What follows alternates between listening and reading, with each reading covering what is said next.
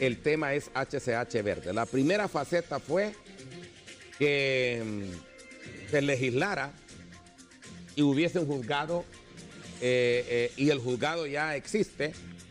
Se escuchó la petición, el juzgado ya existe y se legisló en la propuesta que se hizo en HC Verde, que consistió en ¿qué, Carlos? Fueron varias propuestas, incluyendo blindar los núcleos. No, pero la que se aprobó ya.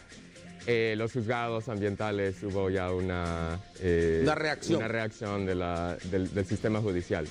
Bueno, pero también ahorita ya la presidenta de la República, Xiomara Castro, ayer fue y anunció la primera reserva de núcleos. Sí, también ayer la presidenta del Consejo de Seguridad también anunciaron la estrategia de cero deforestación 2029. Sí, lo que proponíamos que por lo menos dijimos 5 años. Sí. 5 años se diera de una veda, prácticamente una veda forestal en el país. Pero aquí tenemos propuestas importantes que deben de hacerse o leyes que deben de crearse en el país para que realmente el medio ambiente sea atacado de frente. Y digo esto porque es cierto, cuando hay incendios forestales la gente corre a sembrar palitos, anda recogiendo árboles y los va a sembrar, y eso nos ha explicado Carlos. No es que no sirve, pero no sirve de mucho. La estrategia debe de ser otra. Buenos días, Carlos Flores. Bienvenido, Charlie. Gracias, buenos días, don Eduardo, compañera Carolina y definitivamente al querido pueblo hondureño. Hoy quiero resaltar que ayer fue Día del Medio Ambiente, que fue un día para reflexionar, pero realmente todos los días debe ser Día del Medio Ambiente porque nos impacta a todos como sociedad nacional e internacional. Y precisamente hablando de reflexionar, quería iniciar mi presentación con algo en la Biblia que tiene que ver con este tema, entonces quería iniciar la presentación que tengo aquí preparada con una parte pequeña antes de iniciar con las propuestas de ley. Entonces voy a hacer lectura de esta parte aquí y después podemos iniciar con la presentación.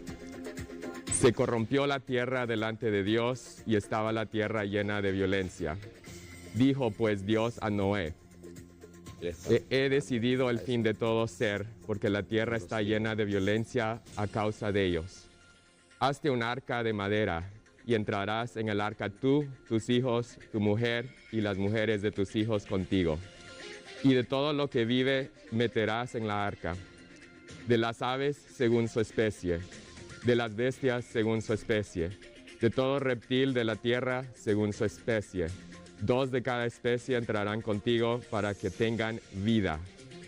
Y lo hizo así Noé, hizo conforme a todo lo que Dios le mandó.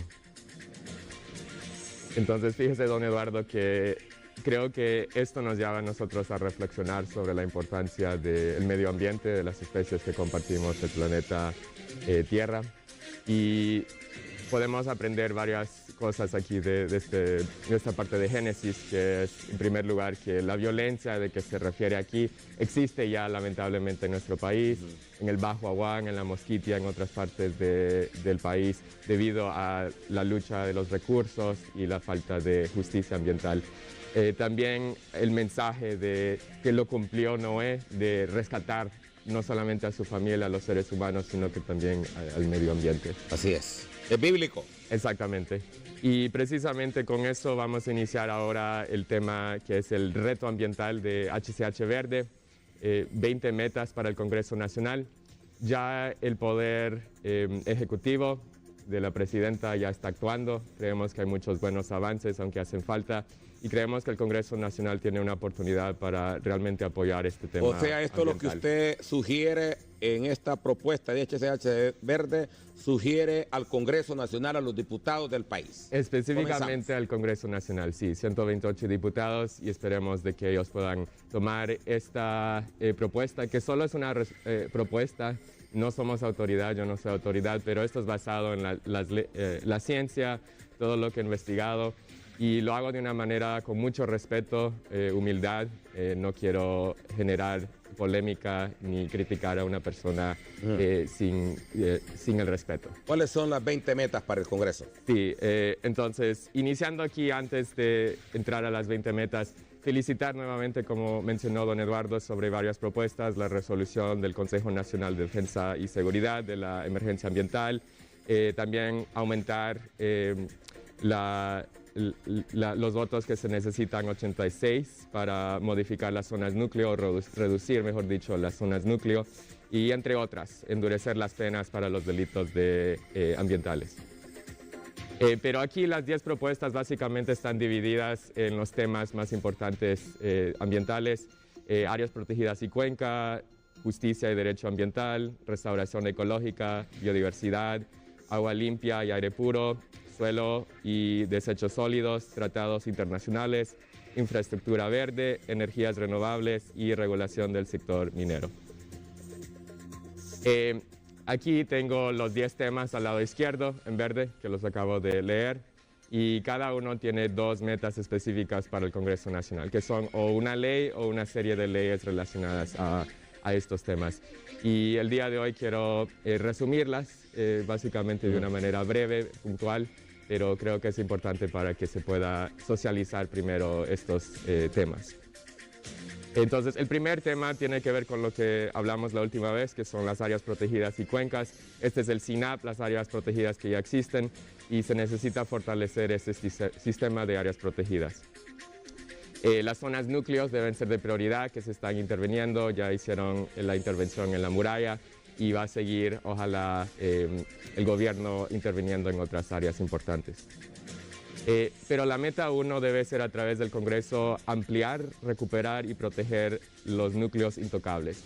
Empezando con los que ya existen, hay quizás algunas zonas que se necesitan modificar su núcleo, no reducir, definitivamente no, pero ampliar.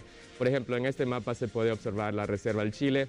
La parte roja es el núcleo que ya existe, pero las partes azules son 2 microcuencas ya declaradas.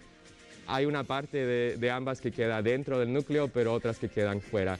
Y eso tiene que ver con quizás un error que se cometió hace varios años, de declarar núcleos solamente según su altitud, de 1800. ¿Por algunas áreas? Sí, no, pero los núcleos realmente se pueden extender más si hay bosque primario, aunque sean de otro ecosistema que no sea bosque nublado. Entonces, esta es una estrategia que se puede realizar a través del Congreso con decretos para ampliar. Una buena experiencia, o un buen ejemplo, mejor dicho, es en la área de conservación de Guanacaste, en Costa Rica, cerca con la frontera de Nicaragua. Este es un patrimonio de la UNESCO ambiental, y la experiencia de expansión de esta zona protegida fue en fases, y muchas de las zonas fueron a través de las compras, y eso es un mecanismo que realmente no se ha implementado aquí en Honduras, y se debería implementar, porque hay muchos parques nacionales, áreas protegidas, por ejemplo la Tigra, donde la mayoría es área privada, a pesar de que es zona declarada. Entonces hay una contradicción entre lo que dice la ley de poder regular estas zonas núcleos y también el derecho de una persona que es dueña. ¿Comprado? Sí, exactamente. Hay una experiencia muy buena aquí en Honduras, que es del volcán Pacayita, en Ocotepeque, de organizaciones ahí, a ESMO, entre otras, que han trabajado con organizaciones internacionales para poder comprar tierras y que pasen a la conservación estricta. Eso se podría dar también en el sur, muchas de las zonas de manglar, igual de las camaroneras. Ahorita hay muchos empresarios que ya no están involucrándose mucho en ese sector, y el Estado podría recuperar esas zonas de una manera justa, comprando ciertos terrenos. Hay otras zonas, por ejemplo, aquí en Costa Rica y Panamá, lo mencioné en la última presentación, de la Reserva de la Amistad. Tienen una zona núcleo muy fuerte, preservada, pero también tienen consejos indígenas. Si usted se fija bien en este mapa, los consejos indígenas son la parte como cafecita rayada alrededor de la zona verde más en medio. Y aquí hay consejos indígenas también que podrían sumarse a la reorganización de la zona, por ejemplo, de Río Plátano. En Río Plátano hay una zona de núcleo que ya existe aproximadamente 210,000 hectáreas, que es una zona grande, que está siendo un poco dañada, pero que se podría recuperar y también ampliar. Por ejemplo, aquí en este mapa se observa ese polígono azul o 2 polígonos azules. Son como 3.000 hectáreas que están en la zona de amortiguamiento, pero deberían estar dentro del núcleo. Pero están habitadas actualmente. Sí, creo que la vez pasada discutíamos un poco sobre este tema, que es que en el Congreso puede lograr recuperar esto nuevamente. Sí. En el Congreso se dieron concesiones de este tipo, o sea, que redujeron las áreas en donde no debía deforestarse. Sí. Permitieron que terrible, feo decirlo, pero era prohibido, pero legalizaron para que gente pudiera entrar a esa zona. Sí, ese fue en el caso, por ejemplo, de Carlos Escaleras, que fue un error grave. En este caso, no fue una modificación, digamos, del Congreso, pero se excluyó, se hizo esta zona parte de amortiguamiento, que no tiene tanta protección como el núcleo, pero debería ser ya incorporada al núcleo. Y eso se puede hacer a través del Congreso Nacional. Los consejos territoriales indígenas de la Mosquitia, gracias a Dios, prácticamente todo el departamento está titulado ya a favor de pueblos indígenas y ellos tienen ya el poder de poder decidir cómo administrar sus tierras y declarar ciertas zonas como parte intocable también. Pero no solamente es de la tierra, sino que hay también áreas marinas del mar. Este es un mapa de Ecuador y Costa Rica de una reserva, bueno, 2 reservas marinas que tienen, que las unieron. Esa parte verde y amarilla ahí es una nueva área que se declaró protegida, que es más grande del tamaño de Honduras. Son 193.000 kilómetros cuadrados y es un área muy importante para la biodiversidad y están trabajando otros países ya en este tema de conservación también de áreas marinas. Aquí en Honduras tenemos el ejemplo de Isla del Cisne. Esta es Isla del Cisne Grande, donde se debe recuperar esta zona. Tiene una pista y el Congreso Nacional puede legislar para que se recupere completamente y se puede hacer un centro de investigación para la conservación estricta, porque hay muchas especies endémicas. Y entiendo que hay necesidades de seguridad y el gobierno... ¿Está pensando construir una cárcel? Sí, tienen la intención de construir una cárcel, pero eso sería un error e incluso quizás podría ser un delito, ya que es una zona ya declarada reserva marina. Entonces, el gobierno, a través del Congreso Nacional, que son varios partidos, incluyendo el partido en gobierno, pueden declarar esta zona específicamente de estricta conservación. Y eso ya generaría la conservación a largo plazo. Y no estamos en contra, digamos, de una cárcel necesariamente, pero se podría encontrar una alternativa que fuera más amigable con el medio ambiente. Pasando a la segunda meta es ya decretos de nuevas áreas protegidas. Estas ya eran áreas que mencioné que ya están declaradas y que necesitan ser modificadas un poco. Pero son nuevas que estas son nuevas, son por lo menos 25 que se podrían declarar a nivel nacional y en casi todos los departamentos. O sea, todavía tenemos áreas para poder cuidar y de esta manera proteger más nuestro medio ambiente. Correcto, aquí está el ejemplo de Olanchito, los polígonos ahí azules que se observan están en proceso de declararse una nueva área protegida. Y esa es una buena experiencia que se está generando y también un buen ejemplo para el resto del país. ¿En qué sector de Olanchito está? Al norte de Olanchito, hay una zona montañosa ahí, varias microcuencas y han tenido problemas en el pasado de falta de agua, entonces se han comprometido tanto la alcaldía como sociedad civil para realizar esto. Y también organizaciones internacionales como Rewild, entre otras, de Estados Unidos, otros países que están cooperando en la declaración de estas zonas con el ICF. Otro ejemplo aquí sería las microcuencas de Salamá. El polígono verde que se observa ya es una reserva que es el Armado en Olancho, pero también hay otras zonas que se podrían declarar reservas estrictas. Aún hay bastantes zonas por proteger en el departamento de Olancho, a pesar que lo han devastado. Exactamente, la presión ya está entrando, pero ya estas zonas de microcuencas declaradas, eso significa que es aún más fácil ya hacer el argumento para el Congreso Nacional declarar estas zonas protegidas. También tenemos el ejemplo de El Porvenir. Aquí en Francisco Morazán tienen un bosque de pino encino que se podría declarar también zona protegida. A pesar de que no es bosque núcleo, o sea, bosque nublado, siempre se podría declarar una zona núcleo porque es un ecosistema muy importante el pino encino que sirve como corredor biológico y fuente de agua para las comunidades. Pasando ya al segundo tema, justicia y derecho ambiental, tenemos la meta 3, que es nueva ley ambiental forestal para castigar ecocidio. El ecocidio tiene ya una nueva definición legal y avanza hacia la penalización a nivel internacional. El ecocidio sería ya delitos ambientales que ya existen dentro del Código Penal, pero especificando que si se cometen esos mismos delitos en una zona núcleo es más grave.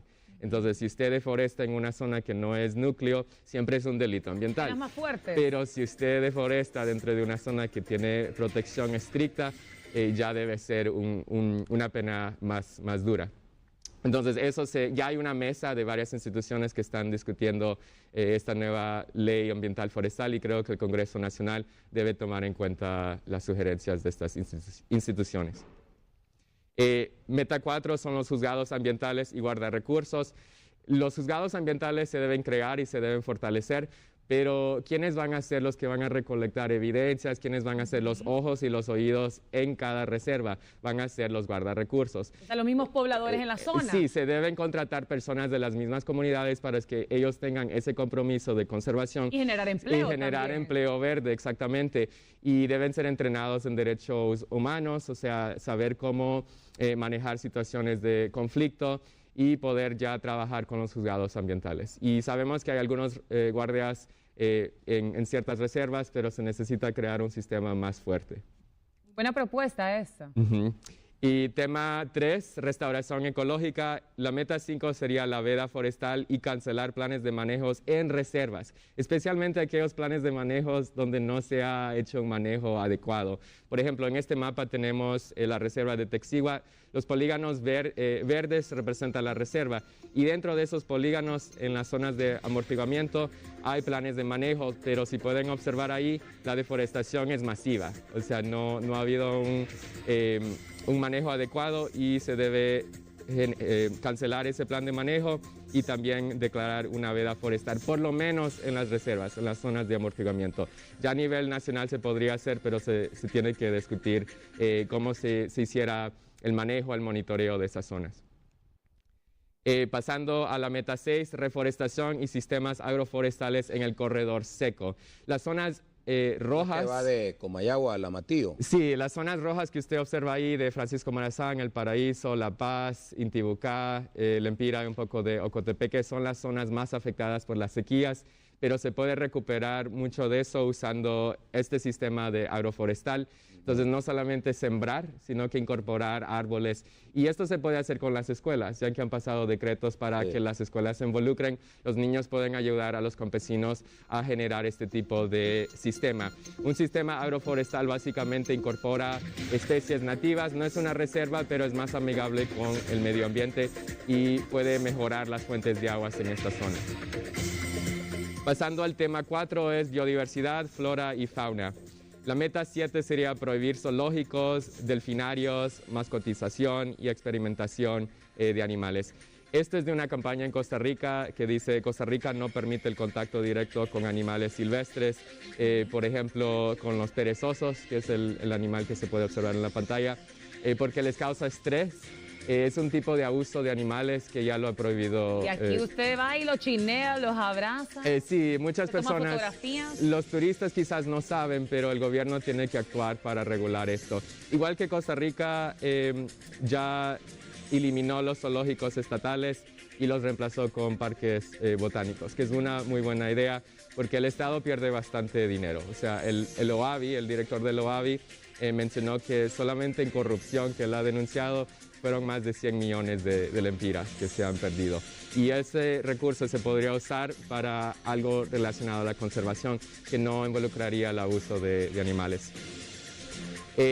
Esta es otra campaña de Costa Rica que dice no nade con delfines o ballenas, ellos no lo disfrutan y no es seguro para usted. Es algo que también se tiene que contemplar dentro de la ley. Aquí son específicamente de los delfines. Costa Rica fue el primer país en prohibir los delfinarios. ¿Y por qué? Porque en el propio hábitat de los delfines ellos nadan aproximadamente 100 kilómetros al día. 100 kilómetros 100 kilómetros al día. Y si están en un delfinario no tienen Restringen. espacio. Eso les causa estrés, sufren estrés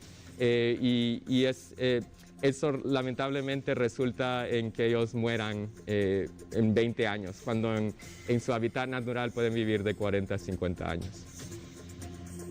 También hay este tema muy importante que son las pruebas en animales para productos cosméticos, entre otros. Guatemala, por ejemplo, ya ha prohibido esto y se debe hacer aquí también, porque hay mucho abuso de animales como conejos, gatos. En otros países son otras especies, pero es algo que se puede y se debería hacer aquí también.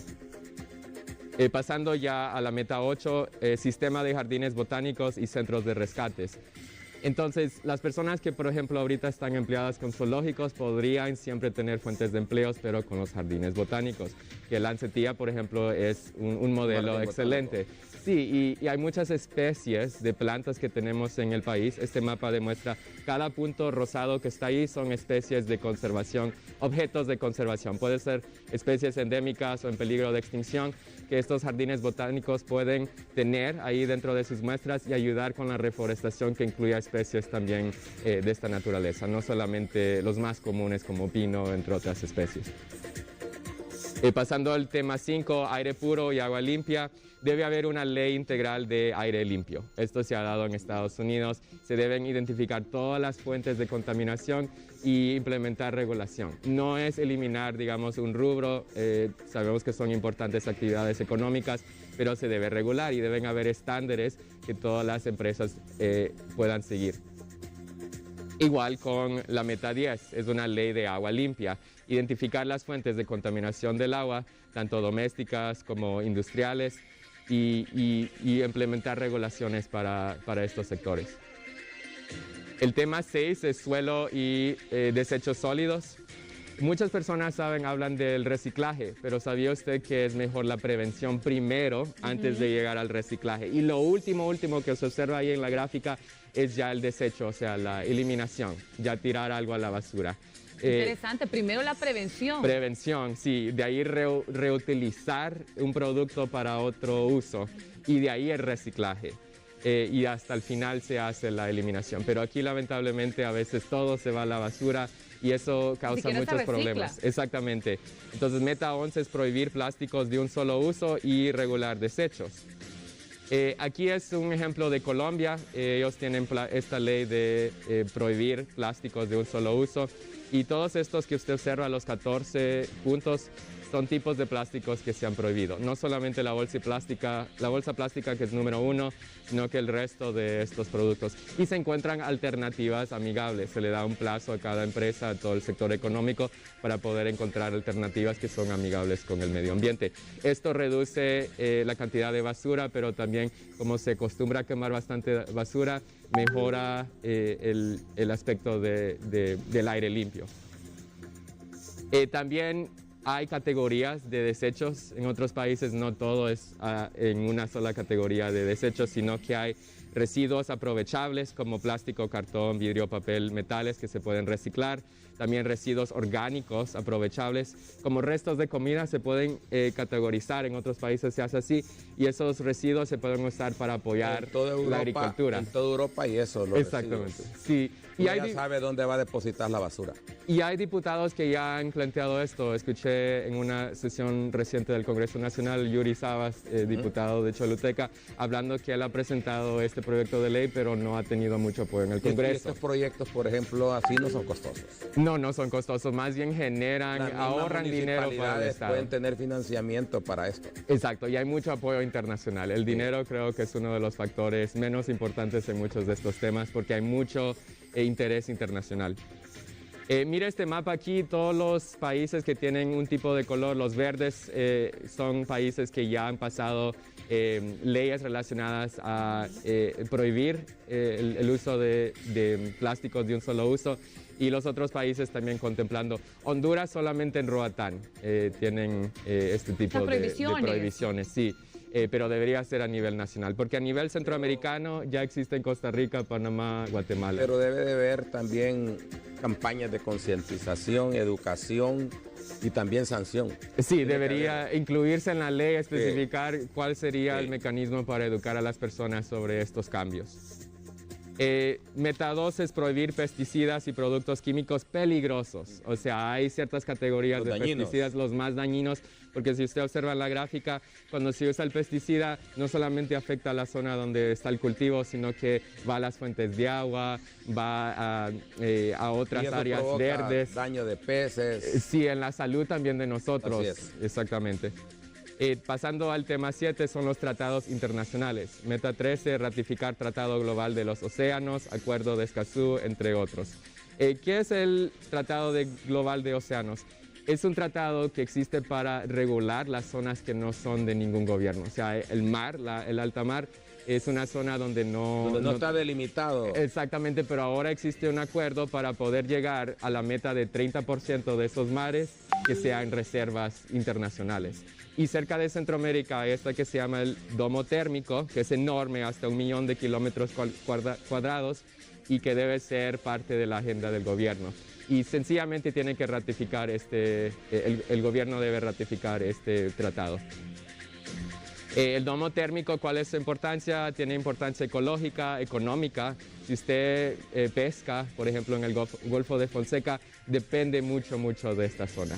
Y por eso debe ser interés del Estado. También la pesca es un sector económico que se beneficia de esta zona. Ahora el Acuerdo de Escazú. Usted sabe, lamentablemente, compañera Carolina, que Honduras es uno de los países más peligrosos para ser ambientalista. Han habido bastantes asesinatos. Aquí en el lado izquierdo tenemos del 2012 al 2021 el número de ambientalistas asesinados, los 4 países más peligrosos, incluyendo también, los 5 países más peligrosos incluyen estos 4 de América Latina y las Filipinas en Asia. Y lamentablemente Honduras per cápita, por la población pequeña que tiene la tasa más alta, que fueron 117 ambientalistas asesinados. Que ahí incluye, por ejemplo, Berta Cáceres, pero muchos otros también. En el caso de la población de México, a comparación con la de Brasil, Colombia, o sea, estamos... Exactamente, y fíjese bien, ya en la derecha tenemos el Acuerdo de Escazú, que tiene el objetivo de proteger ambientalistas, justicia en temas ambientales, participación, acceso a la información. Los países que están en azul, claro, son los países que ya han firmado, y los que están en azul oscuro ya han ratificado este acuerdo. Y todos los otros países peligrosos como México, Colombia, Brasil ya están implementando este acuerdo. Sin embargo, Honduras, si observa ahí, todavía no ha terminado con este proceso de ratificación. Entonces tenemos que abordar este tema en el Congreso Nacional también. Pasando ya a la meta 14 es la diplomacia ambiental, incluyendo tratados sobre el plástico y la CICI.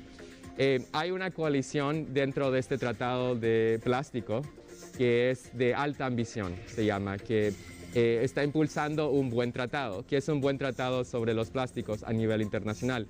Es un tratado que incluye normas globales vinculantes, obligatorias y específicas en cada etapa de ciclo de vida del plástico. O sea, no son solamente conjuntos de medidas voluntarias que no tendrían un efecto, un impacto fuerte, que están dirigidas a nivel nacional y no específicas.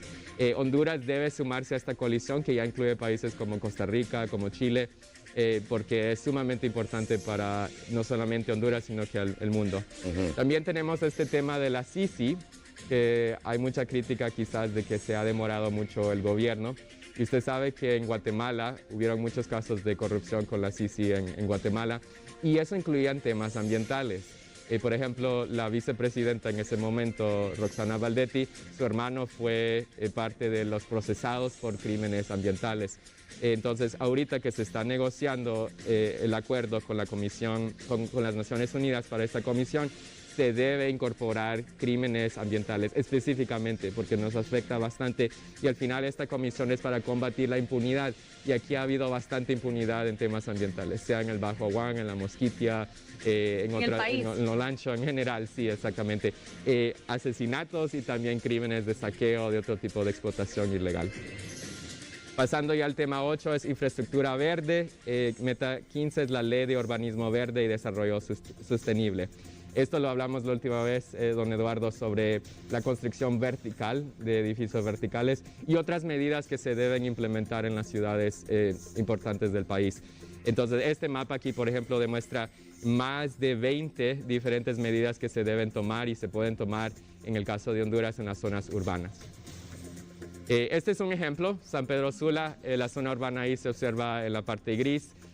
Al oeste tenemos el Merendón y al este tenemos varias áreas también importantes como la laguna de Ticamaya.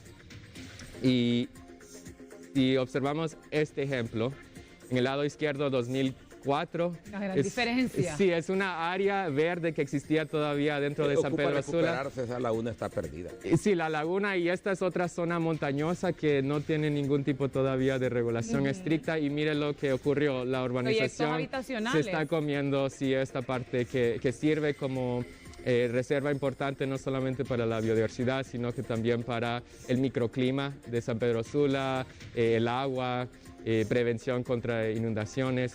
Entonces, esto es un ejemplo de lo que no debemos hacer y precisamente por eso necesitamos más control, más control con las que se leyes. otorgan. Sí. Pasando a la meta 16, ley para minimizar el impacto ambiental de la infraestructura. Aunque sabemos que necesitamos infraestructura como carreteras, todo eso tiene un impacto ambiental y hay medidas que los gobiernos toman para poder mitigar y minimizar esos impactos. Entonces, hay muchos beneficios que esto puede generar, como la preservación de biodiversidad, la menos contaminación, la depuración de agua. Muchos de estos temas se pueden incorporar en esta ley.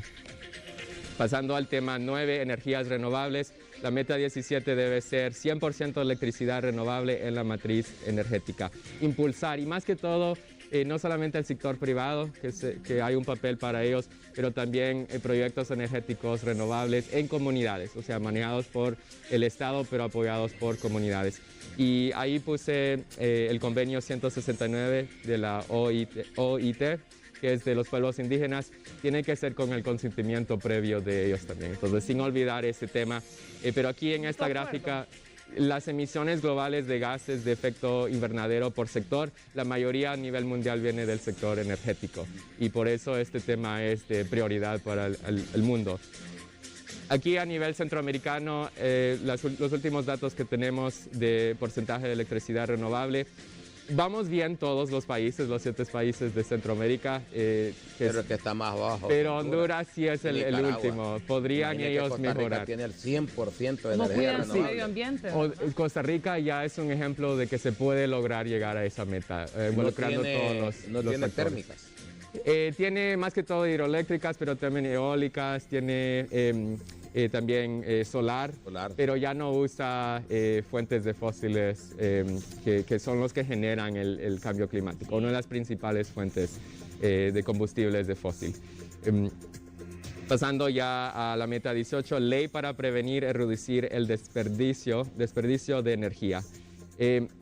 Algo es generar la electricidad, pero otro es que se pierde mucha electricidad en cosas no eficientes. Los tendidos. Sí, se tiene que implementar, exactamente.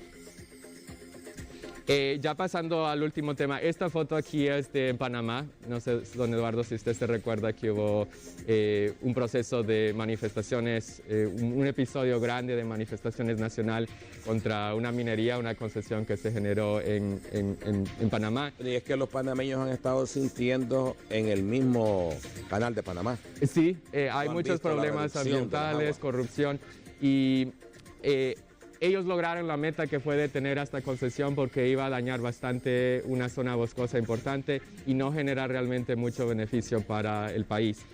El Salvador, nuestro vecino, hace unos años, el 29 de marzo, tomó la decisión histórica de prohibir la minería metálica en todo su territorio. Fue el primer país que logró ese objetivo, porque ellos tomaron en cuenta cuáles son los beneficios, cuáles son las pérdidas, y decidieron que es un riesgo muy alto. Donde hay minas se bota bosque, ¿va? Se bota bosque, se usa mucha agua, se contamina porque hay ciertos químicos los ríos que se pierden. utilizan. Exactamente, entonces esta ley se socializó a nivel nacional en El Salvador y fue apoyada por muchos partidos, varios partidos. Incluso hoy en día el gobierno de Bukele ha tenido interés quizás en volver a implementar o permitir la minería. y no han avanzado porque hay bastante resistencia, o sea, del pueblo. O sea, ni él se ha atrevido, a pesar de que él es muy popular en El Salvador, ni él se ha atrevido hasta el día de hoy a derogar esta ley. Y sabemos que en Honduras hay problemas también que se han generado en el Valle de Siria, enfermedades. Bueno, ahí se clausuró la mina. Sí, han habido episodios, pero siguen todo lo que mencionamos de Carlos Escalera, que se permitió reducir el núcleo para meter una mina, Guapinol, muchos de esos conflictos. Consideramos de que por lo menos el Congreso Nacional debe discutir una ley similar a esta. Y también lo que hizo Belice. Belice prohibió básicamente la exploración de petróleo en sus costas para proteger sus mares. En Honduras hay concesiones ahí en la Mosquitia, en el mar de la Mosquitia, a pesar de que son áreas importantes, y eso es peligroso porque en primer lugar ya Honduras tiene un compromiso con el Acuerdo de París, entre otros, para abordar este tema de cambio climático, y no es posible que estemos todavía apoyando las concesiones petroleras cuando eso significa una inversión a largo plazo de seguir usando combustibles de fósil. Entonces, esto sería también algo que se contemplaría dentro de esta ley. Y ya pasando a la última meta 20, es la ley para generar alternativas productivas y sostenibles. En El Salvador lo que se hizo es que las personas que trabajaban en la minería, el gobierno los apoyó para encontrar alternativas. Estas personas no perdieron su empleo, o sea, hay mecanismos, y aquí no estamos apoyando de que las personas queden sin empleo. Todo lo contrario, creemos que hay personas muy talentosas que trabajan en el sector de minería y que podrían involucrarse en otro tipo de productividad. Por ejemplo, aquí este ejemplo es de ganadería amigable con el ambiente, que son sistemas silvopastoriles. Es similar a lo agroforestal. Si usted se fija bien, hay cuencas que están bien cuidadas, y ya dentro de las áreas donde hay ganadería se siembra, hay bosques de galería, cercos vivos, árboles que se pueden sembrar con la comunidad y tener educación ambiental y generar el ingreso para esas comunidades. Que esto es mucho más amigable con el ambiente que la minería. Entonces, ese es un resumen el día de hoy sobre los 10 temas ambientales y las 20 metas para el Congreso Nacional. Que creo lo que debemos de hacer como país para volvernos a enrutar en un clima distinto, que los ríos tengan agua, que aire puro, agua limpia. Sí, todos los beneficios que nosotros tenemos y que las otras especies también deben tener. Aquí recuerde el resumen de los 10 temas. Quiero terminar con este punto. A veces hay temas que el sector religioso, la iglesia, no tiene la misma opinión, digamos, que los científicos, que la comunidad científica, pero en este tema están unidos. ¿Se consigue? Sí, exactamente. En la izquierda tenemos 2 de las organizaciones a nivel mundial que se enfocan en estos temas de cambio climático y biodiversidad. Y hubo una advertencia hace unos años de científicos del mundo, de muchos países, y aquí es algo que ellos escribieron. Para asegurar un futuro sostenible debemos cambiar la forma en que vivimos. Esto implica grandes transformaciones, y parte de esa transformación incluye estas 20 metas que estamos proponiendo para el Congreso. Al otro lado tenemos el Papa Francisco en su encíclica de Laudato Si'. Él dijo: los jóvenes nos reclaman un cambio. Ellos se preguntan cómo es posible que se pretenda construir un futuro mejor sin pensar en la crisis del ambiente y en el sufrimiento de los excluidos. La política y la empresa reaccionan con lentitud. Entonces, ahí está él volviendo a recalcar este tema de la crisis medioambiental, pero dependemos del sector político y empresarial para poder abordar los temas efectivamente. En este caso, creemos que el Congreso Nacional, los 128, tienen ya esta responsabilidad y ya empezaron a reaccionar, pero creemos que debe ser algo más contundente. Y este reto ambiental, tenemos un plazo para analizar cuáles van a ser las reacciones, y creemos que en 42 días aproximadamente, que es similar a lo que la presidenta dictó para otras instituciones, que ellos deben ya reaccionar con estas 20 metas. Y nosotros estaremos atentos de cuál es la reacción. Ya tenemos unos diputados que ya están apoyando incluso estos temas, y queremos que todos se puedan sumar, porque la política tiene mucha polémica, pero el tema ambiental no debe ser partidario. O sea, aquí se tiene que sumar interés de todos, exactamente. Sí. Entonces queremos saber también usted, televidente, pueblo hondureño, su opinión en redes sociales, en HCH. Y muchas gracias a usted, don Eduardo, Carolina, por esta oportunidad de presentar este proyecto importante. Excelente.